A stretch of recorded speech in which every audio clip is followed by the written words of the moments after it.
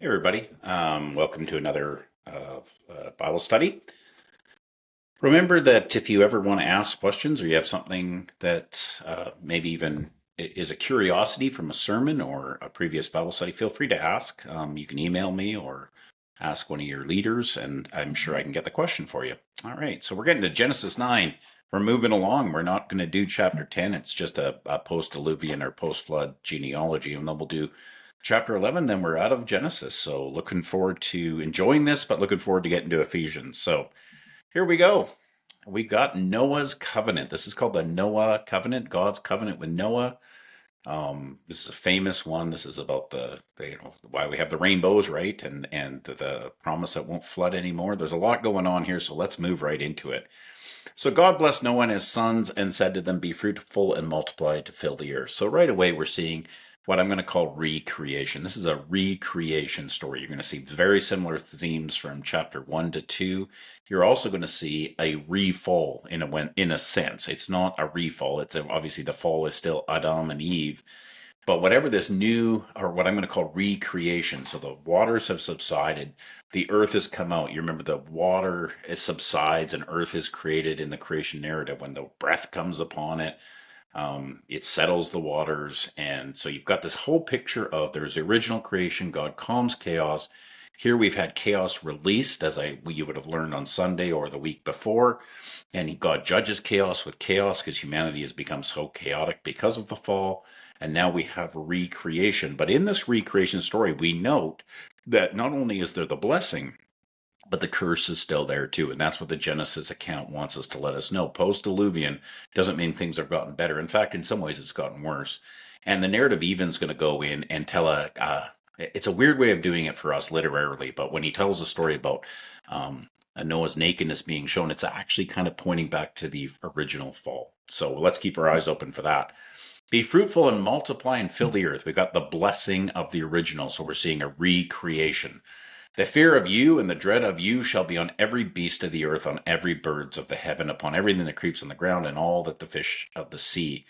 You remember that they were to rule and subdue. This is fear and dread. This is an increase in the problem. So whether they were to rule and subdue the animals before and the earth, which meant kingly taken care of, now we see this increase, this increased tension between wildlife.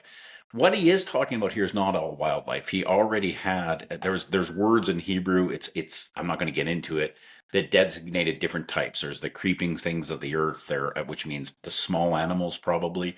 You have the wild animals, and then you have the domesticated animals. Here he's talking about the wild animals, but not, it gets really complicated, but they're not the carnivorous ones that hunt. He's talking about things like antelopes and deer, the ones that are not domesticated and are very hard to be domesticated, but humanity is now going to use them for food. This is the increase. And out of these ones of the wild animals, not again bears or tigers or things like that, they're these pack animals that live. These are the ones that are going to have the increase, and they are going to be delivered over for food. So just like in the original, you had produce, and then he gives you the wild food from the forest. Here you've got the domesticated animals, and he gives them the wild animals that are used for this. So there's an increase now. Instead of ruling and subduing, you see humanity's a little more warped now. There's going to be fear and dread. In other words, they're going to become the hunter rather than the caretaker. And so that's quite a radical change, isn't it, in our recreation? Why does Noah tell us this recreation with this negative side? Because when the writer's writing this is a guy who's living in a broken world. So it's not new creation. Well, remind yourself, that's what we need in Jesus Christ is new creation, a redemption of things. In the Noah story, there is recreation.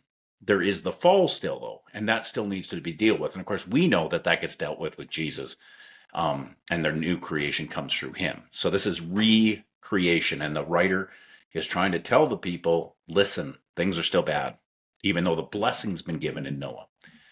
Every moving thing that lives shall be food for you, and as I gave you the green plants, I give you everything. So we have this everything that lives shall be food for you. This is these wild animals, everything else. Again, not the carnivorous animals. And these green plants, were the more like your grains, your things that you can create on a farm. But he gives them everything. He gives them all the wild plants too. So there's an increase in blessing. But you shall not eat flesh with its life, that is, its blood. So this was a common thing in antiquity. We know a little bit about this because they would often believe that if they ate an animal while still alive, they would eat the life force. This was a very common practice in the Assyrian Mesopotamian world.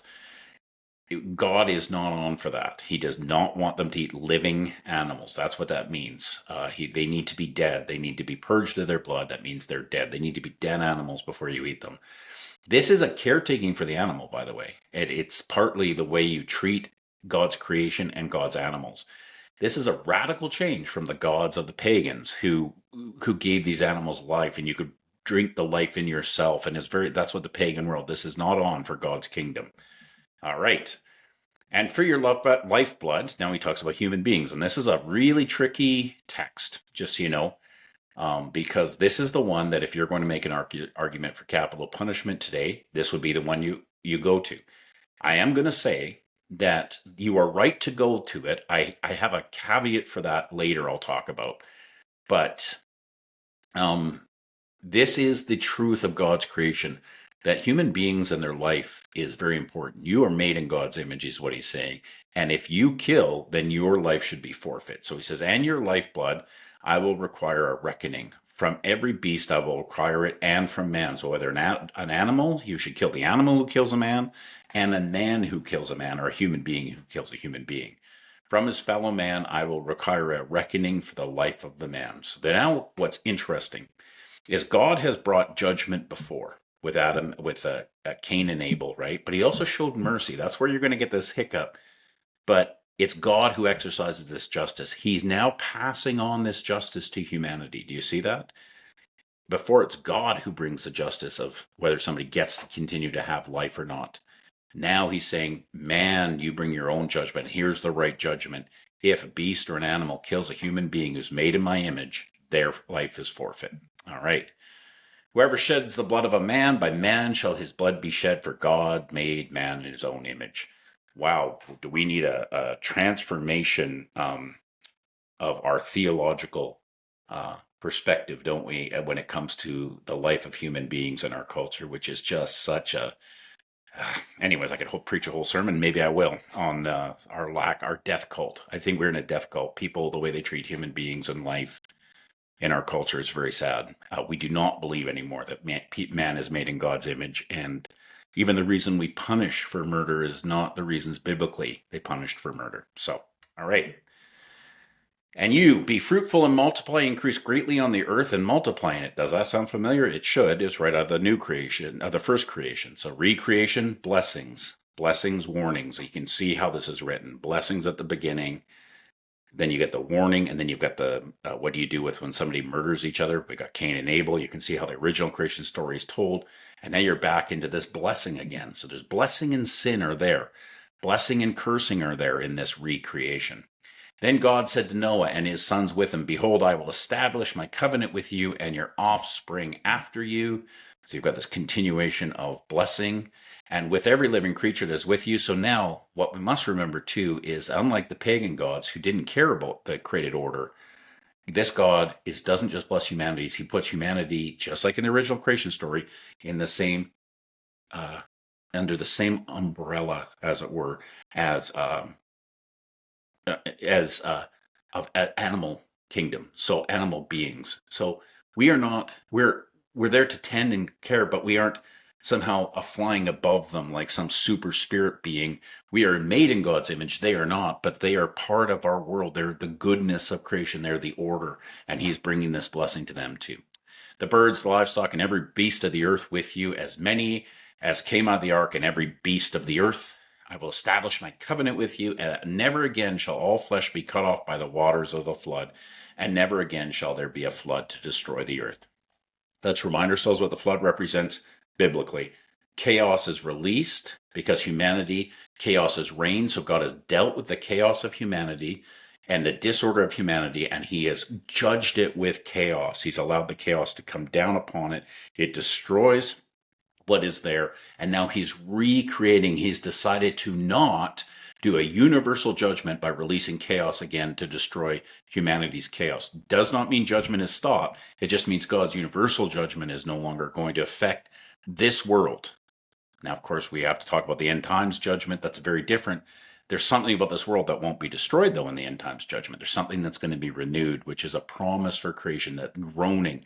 And what he's saying is that this earth will never longer be swallowed up. All right.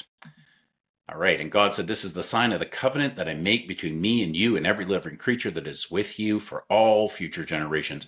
And he talks about, I set this bow in the cloud. We know that's the rainbow bow. What's important about this word bow is the bow was seen in the Assyrian Mesopotamian tradition, which is where they would have all understood how this language works, was the instrument where the gods would bring judgment, like lightning bolts from Thor. It was the bow and the arrow. What God's saying here is that the bow, and it's important we call it that, is he hangs up his bow. He's no longer going to bring his judgment in that way on the earth. He may bring judgment to people or people groups. He may put in exile, but he's no longer going to use that bow, the lightning bolt, to destroy humanity. That's what that reason of that language of bow. Rainbow works perfect as a symbol of that because it's a bow, and many people thought the rainbow was an ancient, for the ancient Mesopotamian gods, was their bows, so that they were ready to judge. God flips it on the head. That bow is not in the sky as the God coming to bring judgment, but to bring mercy. Or it's his action of mercy. "And it shall be a sign of the covenant between me and you and the earth. When I bring clouds over the earth and the bow is seen in my clouds, I will remember." So now he remembers not just humanity. This is the covenant component. It's not that he literally has to remember that he does it. But in any covenant, you have two parties. And he's actually making the covenant. He's the only one that can do anything really to deal with this. And he's saying, in this contract, I'm going to look at this. This is my decision. I'm going to stick. This is my seal of approval. I remember means this is my seal. This is not going to happen again. That is between me and you and every living creature of all flesh. Notice how he says that 3 times. It's really important to understand that humanity and creation altogether is what he's showing mercy to. Shouldn't surprise us then that it's we and creation that will be renewed in the new creation. But this is recreation. "And the water shall never again become a flood to destroy all flesh." So we're not going to see this absolute chaos to destroy creation. Again, doesn't mean we're not going to have natural disasters. It's just saying he won't destroy everything through this judgment of chaos. "When the bow is in the clouds, I will see it and remember the everlasting covenant between God and every living creature of all the flesh that is on the earth." Very just a repetition of what's going on. "God said to Noah, this is the sign of the covenant that I established between me, you, and the earth flesh that is on all the earth. The sons of Noah went forth from the ark were Shem, Ham, and Japheth. Ham was the father of Canaan. That's very important because our story is going to continue. The Canaanites were not Israel's friends by the time of the writing of this. So he's going to tell a little story, and he's going to make them, we're going to understand in the lineage why they are the enemies of Israel and why they are under the censure of God. That's what this part of the story is being told. "These 3 were the sons of Noah, and from these were the people of the whole earth were dispersed." So we've got this out of one family. "Noah began to be a man of the soil, and he planted a vineyard."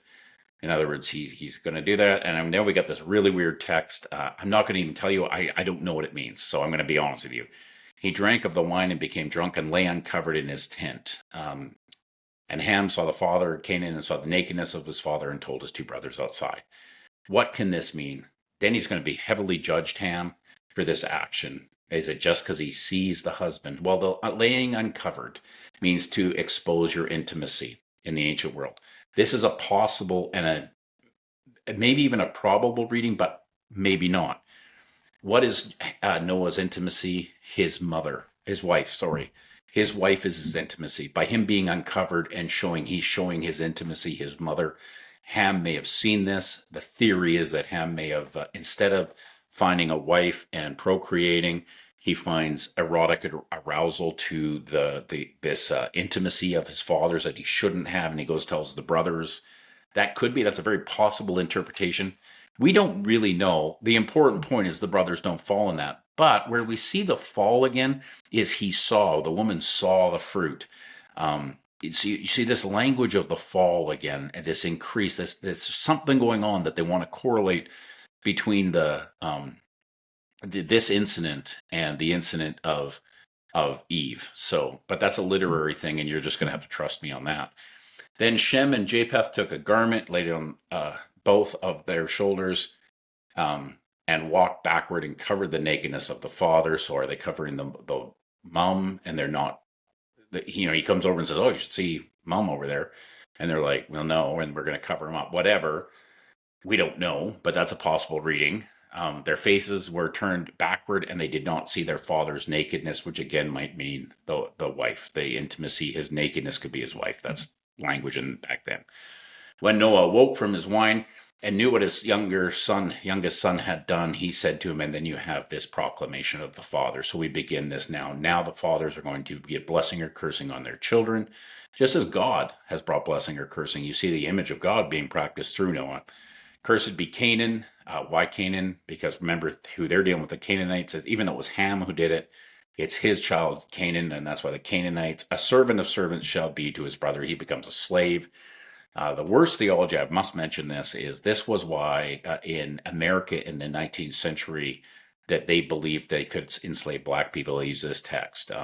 Ham or Canaanites were considered to be from Africa. This was wrong, by the way. There's no correlation between the Canaanites and Africans, but it was their way that they could keep slaves because, look, they're from this line of Canaan. You can see how the racial awfulness came through the church. And as they taught this, that these guys are born to be slaves. So that's where that came from, just so you know. There's no truth to that, but that's where that came from. He also said, "Blessed be the Lord, the God of Shem, and let Canaan be his servant." So you've got this judgment, but also a blessing. Isn't that the truth of the whole recreation? May God enlarge Japheth, and let him dwell in his tents of Shem, and let Canaan be his servant. So you have this judgment, blessing, Canaan being the one that is judged. By the time of the writing is the Canaanites are Israel's sworn enemies. All right. And after the flood, Noah lived 350 years, which is really weird because we just found out before the flood they only lived 120. You're only going to have a problem with these things if you think this is a newspaper account. There's something else going on. 350. There's a reason for that number. I can't remember off the top of my head, but ask me later. I will go back and look. And all the days of Noah were 950 years after he died. So this is all symbolic language. That's how they use numbers. All right. So let's get to the questions. There's a lot of teaching there. Well, number one, God says that for a person who kills a human life, their life should be forfeit. Now, here's a tough question for you. Does this settle an issue like capital punishment for a Christian? What might be an argument against such actions as capital punishment in light of the gospel?